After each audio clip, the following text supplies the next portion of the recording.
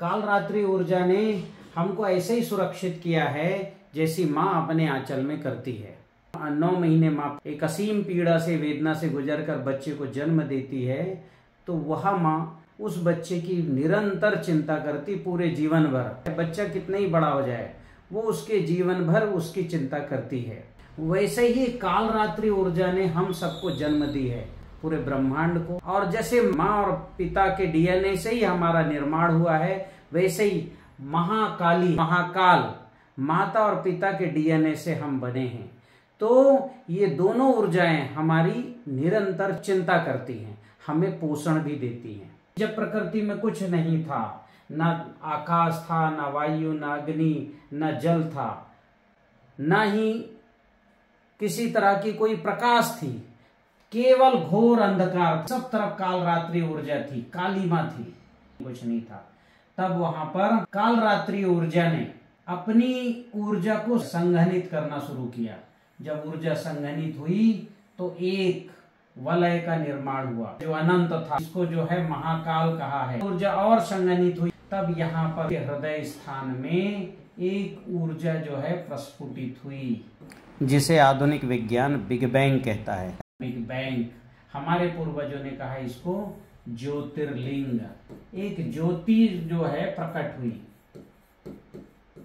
आधुनिक विज्ञान इसको कहता है बिग बैंग। और जब ज्योति प्रकट हुई तो इसकी जाती हुई रश्मियों से महाकाली की आती हुई, इसकी जो है बाहर निकलती हुई रश्मियां और महाकाली की आती हुई रश्मियां, इनसे 9 ऊर्जा शैलपुत्री, ब्रह्मचारिणी, चंद्रघंटा, कूष्मांडा, स्कंद माता, कात्यायनी, कालरात्रि, महागौरी और सिद्धिदात्री, ये 9 ऊर्जाएं अर्थात 9 देवियां और अति सूक्ष्म कण ब्रह्मा, विष्णु, महेश, गणेश और इंद्र, जिन्हें हम देव कहते हैं, ये सूक्ष्म कण निर्मित हुए। इन ऊर्जाओं और सूक्ष्म कणों ने प्रकृति को बनाने वाले पंच महाभूत, 5 बड़े जीवों की रचना की। भूमि, गगन, वायु, अग्नि और नीर, जिसे संक्षिप्त में हम भगवान कहते हैं। और इन पंच महाभूतों भगवान ने ही इस पूरी प्रकृति को बनाया है। हम सब पंच महाभूतों की शक्तियों से बने हैं। इस तरह से प्रकृति की रचना प्रारंभ हुई। इस रचना के मूल आधार महाकाली और महाकाल, ये 2 ऊर्जाएं हैं। इसलिए ये ऊर्जा हमें अर्थात इस पूरी ब्रह्मांड को, प्रकृति को सुरक्षित रखते हैं। वैसे ही जैसे माँ के आंचल में बच्चा सुरक्षित रहता है, निर्लिप्त, निर्विघ्न, शांत और आनंद से रहता है, वैसे ही हमारी प्रकृति निर्लिप्त, निर्विघ्न, शांत और आनंद है महाकाली के आंचल में। तो आपको ध्यान में आया बात कि हम सब काल रात्रि ऊर्जा के स्पंदन से बने हैं। और काल रात्रि का जो व्यापक स्वरूप है, महाकाली हमारी माता और महाकाल हमारे मूल पिता हैं। और महाकाल का मूल कण क्या है, हम जो देखते हैं कार्बन। इस प्रकृति में जो कार्बन है, सी के नाम से दर्शाते, उसके 4 बांड है, लेफ्ट राइट ऊपर नीचे, ठीक है। तो हम सब कार्बन से बने हुए हैं। कितना प्रतिशत, तो आप जोड़ेंगे 70% ब्लैक एनर्जी, 21% ब्लैक मैटर। तो हमारे शरीर में 91% कार्बन है। कुछ वैज्ञानिक 97% भी बोलते हैं। तो हमारा पूरा शरीर कार्बन से बना है। ब्रह्मांड का सूक्ष्म इकाई क्या है, कोशिका है।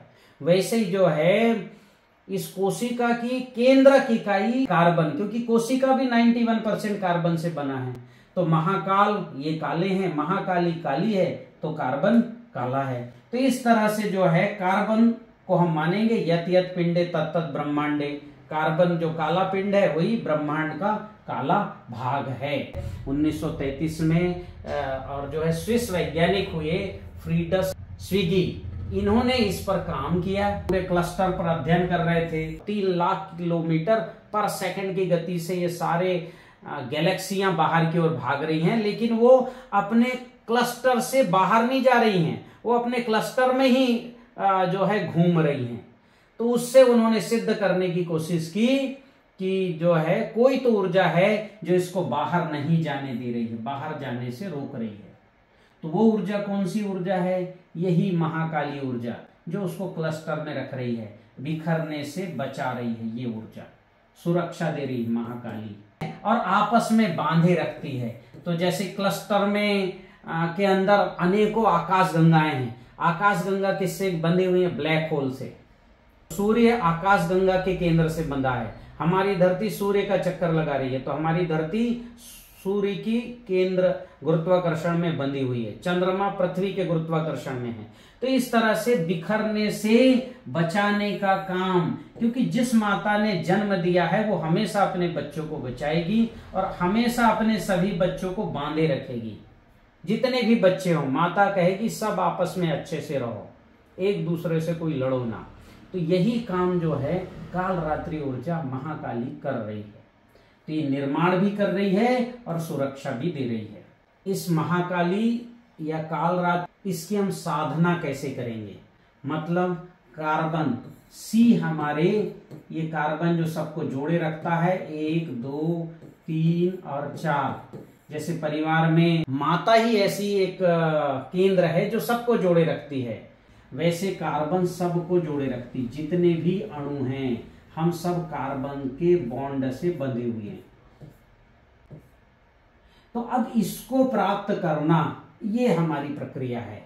तो अभी तक कार्बन प्राप्त करना, कि कार्बन हमारा न्यूट्रिशन है, ये हम में होना चाहिए, इस पर ज्यादा काम हुआ नहीं। इसका एक उदाहरण मैं आपको बताता हूं। अब जब से ट्रैक्टर आए उन्होंने जुताई शुरू कर दिया आड़ा तिरछा, और जुताई के साथ उन्होंने क्या कर दिया कि पूरा ऊपर नीचे करना शुरू कर दिया। तो अभी क्या हुआ? पूरी मिट्टी टूट गई और अंदर तक, और मिट्टी के कार्बन हवा में उड़ने शुरू हो गए, खूब उड़ रहे हैं। गर्मी आता है, मान लो किसान ने 20 ट्राली गोबर डाला और अगले साल 1 साल बाद जांच करेगा तो उसके खेत में 0.2 या 0.3 इतना ही, या खूब से खूब 0.4 इतना ही प्रतिशत कार्बन बचेगा। कार्बन उड़ गया हवा से। हमारी मिट्टी में कार्बन घट गया, और कार्बन क्या काम करता है? ये हवा को पकड़ के रखता है, ये पानी को पकड़ के रखता है, ये जीवाणुओं को घर देता है रहने के लिए। कार्बन में ही जीवाणु अपना जीवन चक्र पूरा करते हैं। और कार्बन और क्या करता है? जड़ों को बढ़ाने की जगह देता है, वाष्प और वायु को संघनित करके बनाता है, और जितने भी phosphorus, potash, zinc, iron, calcium उनको पकड़ के रखता है। ह्यूमस यही बनाता है, मतलब थाली, भोजन की थाली भी कार्बन ही बनाता है। एक और कार्बन काम करता है खेती के लिए, जो है नाइट्रोजन, ये जो है बहुत आवश्यक है। तो नाइट्रोजन को भी पकड़ के कार्बन रखता है, जिसको बोला जाता है CN रेशियो, अनुपात 1 लिखते हैं। 20% कार्बन है तो 1% नाइट्रोजन हमारे खेत में होना ही चाहिए।